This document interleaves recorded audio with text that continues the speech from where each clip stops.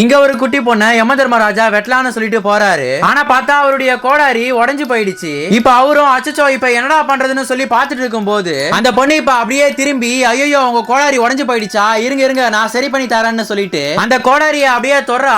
பார்த்தா அந்த கோடாரி இப்ப சுக்குநூறா நொறுங்கி போயிடுது. அதை பார்த்த அந்த யம தர்மராஜாவும் என்கிட்ட இருந்தது அந்த ஒரே ஒரு கோடாரி தான், அதையே நீ உடைச்சிட்டேன்னு சொல்லிட்டு இனிமே நான் உன் கூட பேசவே மாட்டேன்னு சொல்லிட்டு அங்க இருந்து கோவமா போயிடுறாரு. அப்ப அந்த குட்டி பொண்ணும் இதே மாதிரி ஒரு கோடாரி எங்க இருக்குன்னு சொல்லிட்டு எனக்கு தெரியும், ஆனா நீங்க என்ன கூட கூட்டிட்டு போகணும்னு சொல்லி கேக்குறா. அதுக்கு அந்த யம தர்மரும் சரி ஓகேன்னு சொல்லிடுறாரு. இப்ப இந்த குட்டி பொண்ணும் போற வழியெல்லாம் தொண பேசிட்டே வரதுனால இத பார்த்த அந்த யமனுக்கு சுத்தமா பிடிக்கல. இப்ப இவங்க ரெண்டு பேருமே சேர்ந்து அந்த கோடாரி இருக்கிற இடத்துக்கு வந்துடுறாங்க. அந்த கோடாரியை இவர் தொட்டதுமே அது ஆட்டோமேட்டிக்கா ரிலீஸ் ஆயிடுது. இப்ப அந்த கோடாரியை இவர் ஒரு தட்டு தட்டுறாரு. பார்த்தா அந்த கோடாரி இப்ப புதுசு மாதிரி மாறிடுது. இப்ப அந்த கோடாரியை வச்சு அந்த குட்டி பொண்ணை வெட்டலான்னு சொல்லிட்டு பாக்குறாரு. ஆனா அவருக்கு டக்குனு ஒரு யோசனை வந்து நமக்கு ஹெல்ப் பண்ண குழந்தைய நம்ம இந்த மாதிரி பண்ணக்கூடாதுன்னு சொல்லிட்டு அந்த யம தர்மராஜா அவருடைய இடத்துக்கு அந்த குட்டி பொண்ணை கூட்டிட்டு போயிடுறாரு.